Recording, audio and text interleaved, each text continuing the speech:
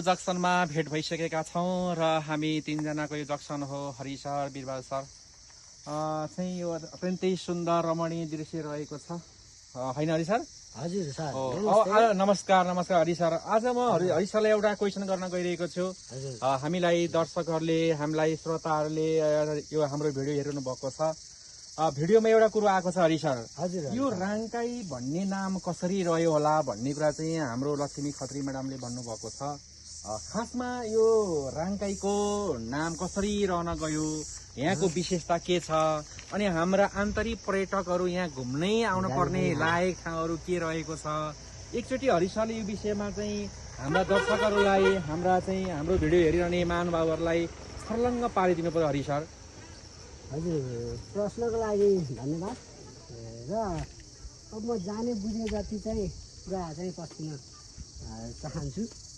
र यहाँ चाहिँ यहाँको मुख्य विशेषता भने चाहिँ यहाँ तलबाट आउँदाखेरि माथिबाट आउँदा पनि सर यहाँ प्रकृति स्वरूप एसी कुलर हावा चाहिँ पाउन सकिन्छ। र यहाँ बसौँ लाग्छ सर, तलतिरबाट आउँदाखेरि माथितिरबाट आउँदाखेरि। र त्यो चाहिँ एकदमै बसौँ चाहिँ किन लाग्छ हरि सर? एकदमै मिठो हावा छ, मिठो हावा सर। गर्मी भइरहँदा पनि शीतल बनाउने आनन्द। माथि तलबाट जताबाट आउँदा पनि यहाँ आइपुगेपछि चाहिँ चट्टा उता पनि त्यति नछेकेको ठाउँ, यता पनि खुल्ला ठाउँ। र अनि सर चिसो हावा गर्मी महिनामा चाहिँ एकदमै सुइटेबल बस्नलाई ठाउँ भएको विशेषता। र अनि यहाँ चाहिँ अब यहाँ सम्पूर्ण मनै लोभ्याउने दृश्यहरू देख्न सकिन्छ। यहाँबाट के दृश्य देखिन्छ हरि सर यहाँनिर, यहाँबाट? हजुर, यहाँ चाहिँ अवलोकन गर्दाखेरि यहाँ पिण्डेश्वरी, कङ्कालिनी जस्ता मन्दिरहरू, देउराली कालिका, रणकालिका, देवी थानहरू चाहिँ किराँतेश्वर महादेव पनि देखिन्छ हरि सर? हजुर, किराँतेश्वर पनि देखिन्छ सर। यहाँ अलिकति यो सल्लाहहरूले छेकिएको छ, नत्र हाम्रो कालिका पनि देखिन्छ, रणकालिका पनि देख्न सकिन्छ। सल्लाहले अलिअलि छेकिएको छ, सल्लाहको बोटहरूले। र अनि यहाँ चाहिँ धेरै गाउँहरू चाहिँ तपाईँको दर्जनौँ गाउँहरू धेरै देख्न सकिन्छ, बस्तीहरू देखिन सकिन्छ। तलका बस्तीहरू कुन कुन हरि सर? यो बस्ती गेदे फाँट भयो, त्यो बस्ती। अनि यहाँ 100 मुरे फाँट, यहाँ 40 फाँट, हजुर, सबै फाँटहरू देख्न सकिन्छ सर यहाँबाट। हजुर, सल्लाहले अलिकति छेक्यो। हजुर। अनि गाउँहरू गेदे हो त्यो? हजुर, यहाँ तल गेदे भयो, हजुर, भदौरे, सिमपानी, श्यामडाँडा, स्याङ्ली, मुलाखर्का, बिराबारी, चाहिँ उता किन्डा, अर्चले, सम्पूर्ण गाउँहरूको चाहिँ यहाँ अवलोकन गर्न सकिन्छ। र एकदमै रमाइलो फिल गर्न सकिन्छ सर यहाँबाट। यसको विशेषता चाहिँ यही नै हो। अनि सल्लाहको स्वच्छ हावा चाहिँ अनि हरि सर यहाँ आउनुभयो भने हाम्रा महानुभावहरू, पर्यटकहरू आउनुभयो भने के खानेपानी व्यवस्था पनि छ हरि सर? हजुर, खानेपानीको व्यवस्था छ सर। यो खानेपानीको व्यवस्था कसले गर्नुभयो होला, के छ तपाईँलाई जानकारीमा? हजुर, पहिला थिएन सर। माथि तलबाट हिँडेर आउँदा, माथिबाट हिँडेर आउने बटुवाहरू एकदमै यहाँ पानीको प्यासी भएर हिँड्न पर्थ्यो।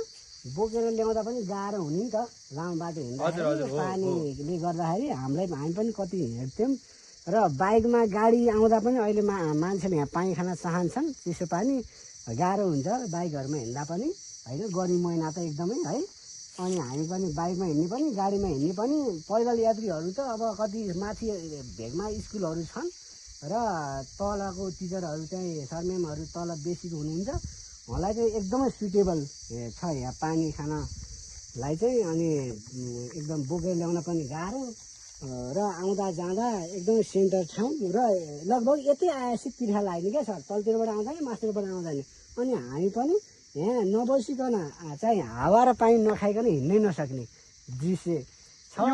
यो पानी कहाँसम्म पुगेको छ हरि सर? यो कहाँले खानु भएको छ पानी? विशेष गरेर कटुन्जे मावि, हाम्रो डाँडागाउँ कटुन्जे माविमा सम्म लगेको हो। र गाउँमा चाहिँ वितरण छैन यो पानी, र त्यहाँ पुग्दैन भनेर। र विद्यार्थीहरूको लागि चाहिँ यो एकदमै धार्मिक कार्य पनि भएको छ।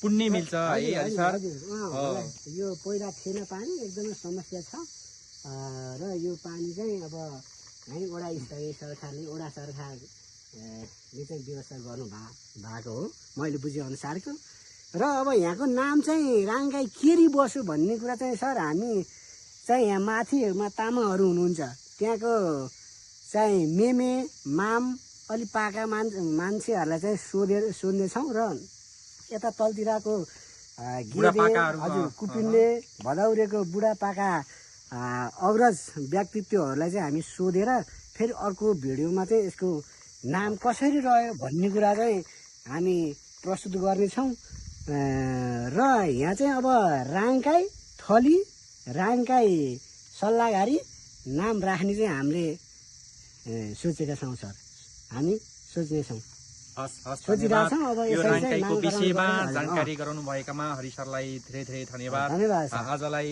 हामी यहीँ बिट मार्छौँ हस् धन्यवाद हस्